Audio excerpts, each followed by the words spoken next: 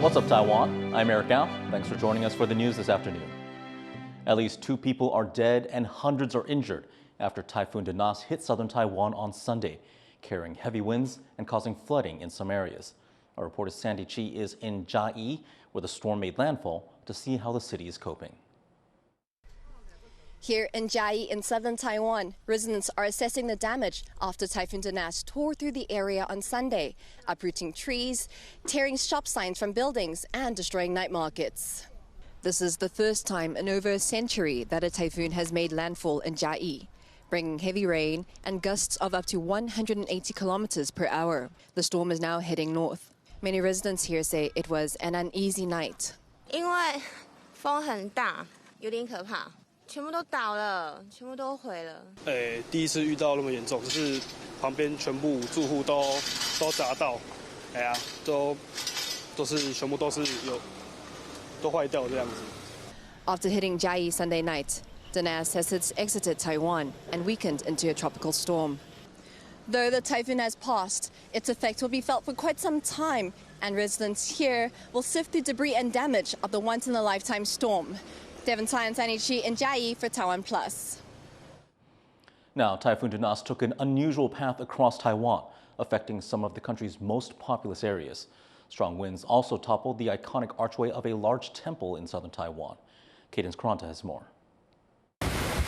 Schools and businesses are closed in many areas of western Taiwan after Typhoon Danas swept across the country, killing at least 2 people and injuring more than 300. The typhoon made landfall on Sunday night in southern Taiwan and then moved north, its eye leaving Taiwan early Monday morning. It's since weakened to a tropical storm, but officials say Danas will continue to affect Taiwan through Monday, warning of heavy rain and potential landslides. Most typhoons hit Taiwan's sparsely populated east coast, so this storm's path is unusual, affecting the country's more developed west, which Taiwan's president has warned could mean more serious effects. 这一次丹纳斯台风的路径比较特别，是由南到北，那主要是走台湾海峡，因为西部是平原多、人口密集，所以呢，受到的冲击，预期呢，也会比较大。 At least 500,000 homes lost power in the storm, and over 3,000 people have been evacuated. Hundreds of domestic and international flights have been canceled, with around 8,000 people stranded on Taiwan's outlying Penghu Islands on Sunday, unable to fly back and frantically stocking up on food. 简单就好了，就现在被滞留在这里啊，回不去，就先赶快来买，是买不到了。 Many areas took measures to prevent the worst impacts of the storm, but some, like Taichung and central Taiwan, still experienced heavy flooding. Rescue and cleanup efforts are now underway as the storm continues to weaken and move away from Taiwan, expected to next make landfall in eastern China. Justin Wu and Cadence Karanta for TaiwanPlus. The search continues for dozens of people still missing after catastrophic flash floods hit the U.S. state of Texas, killing at least 82 people.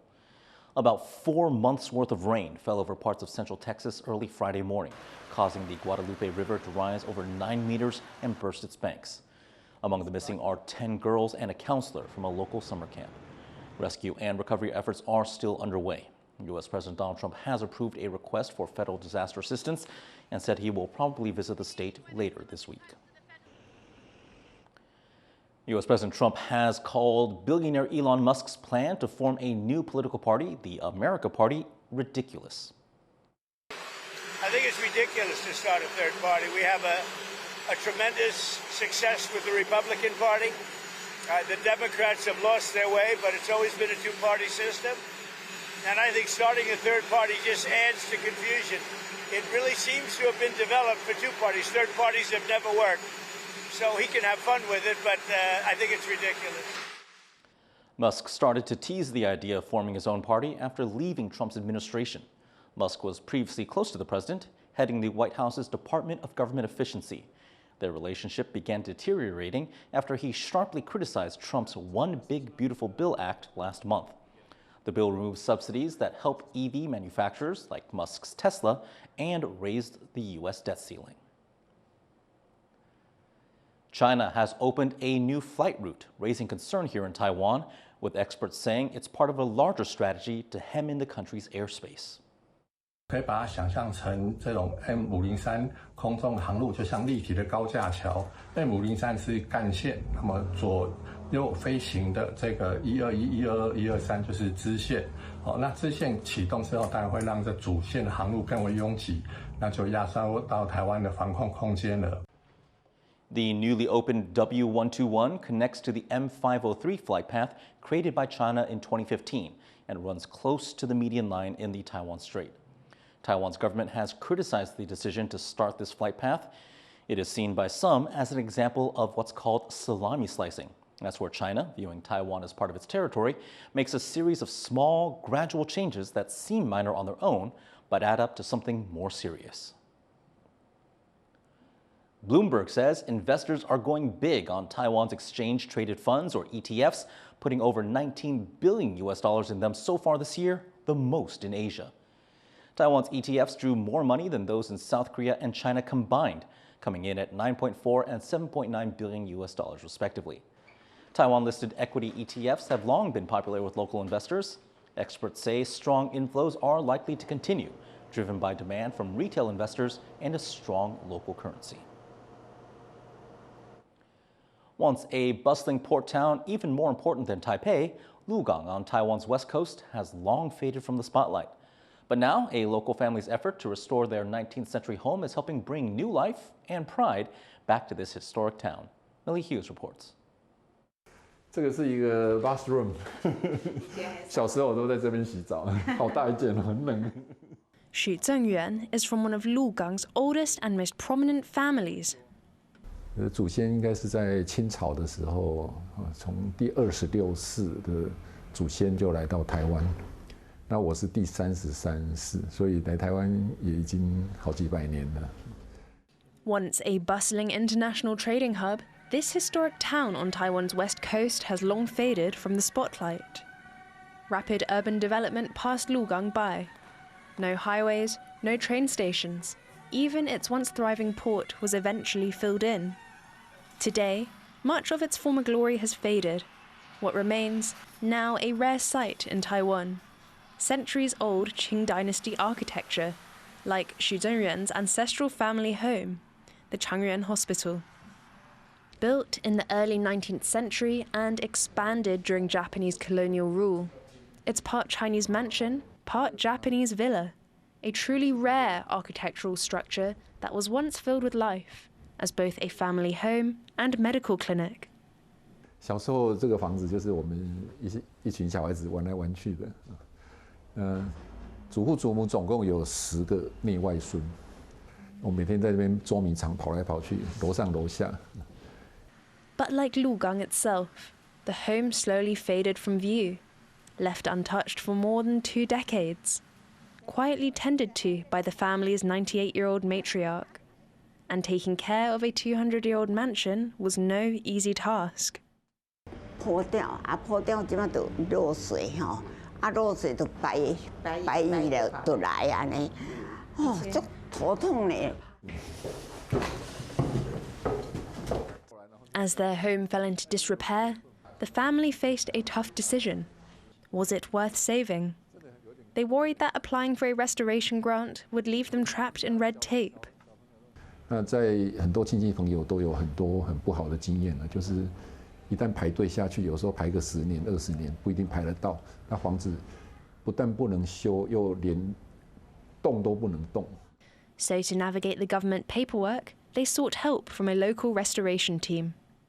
你如果拿到政府补助，你可能要有相对应的这样子的一些公益项目，对，就是你要有一些不管是活动啊、讲座啊、展览啊给大家，或是把你家的这个一些历史的独特细节的部分给大家看，会让大家知道。我会觉得，就是长源医院其实有各个层面，包含我们自己刚刚看到，从建筑、从医疗史、从摄影史，还有在对于地方上的这样子的一个空间上的论述来讲，它其实都在一个很重要的位置。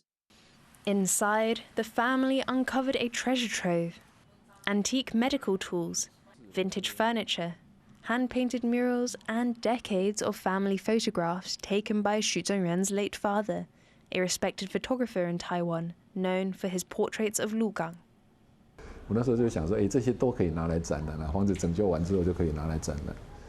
So the family decided to bring the community into their home, creating a museum that contributes to Lugang's cultural revival. 写计划书的内容也要提到说，你房子修好之后要准备怎么用。所以我们在跟那个维修团队在讨论的时候，就有把这个概念写进去。After 2 years, the funding was approved, and restoration began in 2020. Qing-era features, tiled roofs, wooden beams, hand-painted murals were meticulously recreated to meet strict grant requirements. The restoration itself is also part of the exhibit, which opens to the public in June. 大家来参观啦，吼，来参观啦呢。For the Xu family, restoring Changyuan Hospital wasn't just about preserving their own legacy. It was about returning something to the town they've called home for generations. By turning their family home into a community space, they are helping Lugang breathe new life into its old streets, honouring the past while meeting the needs of today. Andy Xue, Bryn Thomas and Millie Hughes for TaiwanPlus. A group of junior high school students is taking Taiwan's traditional dance culture to the Netherlands as they perform in the country's largest annual folk dance festival. Izzy Wells has more. These junior high school students have brought Taiwan's traditional lion and dragon dances to the streets and stages of the Netherlands for the country's biggest annual international folk dance festival, Op Rokel Days. Geniet en geef Taiwan een groot applaus. Joining performers from over 10 different countries, this marked the Yingbei Junior High School dance group's debut at the festival, and they pulled out all the stops. Every single performance, they put all the energies inside of it, and also the special dragons they made, especially to coming to the Netherlands, like an 18 meters long dragon. It's amazing. That special dragon, part of the intense planning and efforts that went into conveying the spirit of Taiwan and paying ode to its unique cultural heritage. 他们是在苗栗3亿的一个团队，那花了1个月的时间，那为我们打造了这一条属于我们台湾、属于我们自己图腾的一条客家的舞龙。And for the performers bringing the animals to life, it's not just about getting the movements right. 狮子其实是一个你要用自己的心情去带入的一个动物，我会比较知道怎么去控制我石头，可以怎么样跟小朋友互动。It was skills like these that left a lasting impression on the local audience. I felt very privileged to see the Taiwanese team perform. I was also really impressed by the young people, how focused and how energetic they were. I really enjoyed the Taiwanese dances, and what I really liked was also with the multiple dragons. Yeah, and I just really like to see an insight in the Taiwanese culture. The middle school students may have taken to the stage in the Netherlands, but for the audience here, it was a trip into the heart of Taiwan. Luffy Lee and Izzy Wells for TaiwanPlus. Thanks again for joining us here on What's Up Taiwan. Head over to the TaiwanPlus website to see more of our news reports or for our other programs. Finally, check out the street dance competition stage designed for elementary school students in Taiwan, which brought together 77 teams from across the country to battle it out for the championship. I'm Eric Gao. Take care. We'll see you next time.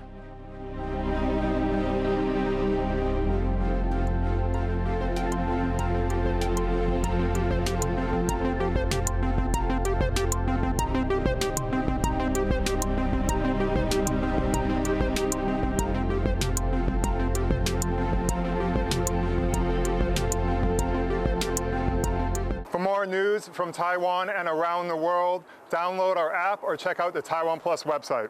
Ready? Go. Ready. Just jump. Okay, jump.